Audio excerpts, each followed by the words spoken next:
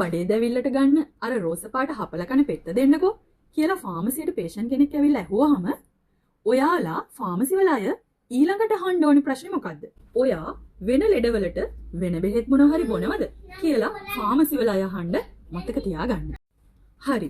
එතකොට පේෂන්ට් කිව්වොත් ඔව් මම ලෙඩ ගොඩකට බෙහෙත් බොනවා. ප්‍රෙෂර්, කොලෙස්ටරෝල්, සීනි, පපුවේ අමාරු, තව වෙන එක එක ලෙඩ එක එක පේෂන්ට්ලා කියන්න පුළුවන්. මෙන්න මේ බෙහෙත් බොනවා කියලා. ඩයිජින් කාඩ් එක දෙනකොට ඔයාලා මේ දේ කියන්න නම් අමතක කරන්න එපා. ඩයිජින් පෙත්තෙන් ආමාශයේ pH අගය වෙනස් කරලා ආම්ලිකතාවය ආමාශයේ වෙනස් කරනවා. ආම්ලික බව අඩු වුණාම අනිත් ලෙඩ රෝග වලට ගන්න බෙහෙත් උරා ගැනීමේ හැකියාව අඩු වෙනවා. ඉතින් කවදාවත් ඔයාලගේ බෙහෙත් ටිකත් එක්ක ඩයිජින් පෙත්ත එකට ගන්න එපා. එහෙම වුණොත් ඔයාලගේ අනිත් ලෙඩ වලට අවශ්‍ය බෙහෙත් ඇඟට අවශ්‍ය බෙහෙත් මාත්‍රාව ඔයාලට ලැබෙන්නේ නැහැ. එහෙම වුණොත් ඔයාලගේ අනිත් ලෙඩ රෝග සුව වෙන්නේ නැහැ. ඔයාලගේ අනිත් ලෙඩ රෝග වලට ගන්න බෙහෙත් බොන්න පැය දෙකකට පෙර හරි පැය දෙකකට පසු හරි ඩයිජින් පෙති ඔයාලට අවශ්‍ය නම් ගන්න පුළුවන්. අඩේ දැවිල්ලට හපල කන මේ රෝස පාට ඩයිජින් පෙත්ත පොඩි බෙහෙතක් වුණාට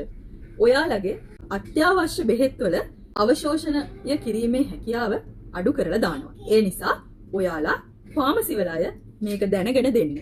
බොන අය මේක දැනගෙන බොන්න. එන්න දැනගෙන බෙහෙත් බොන්න. අපි වෙල්නස් ෆාමසි දඹුල්ල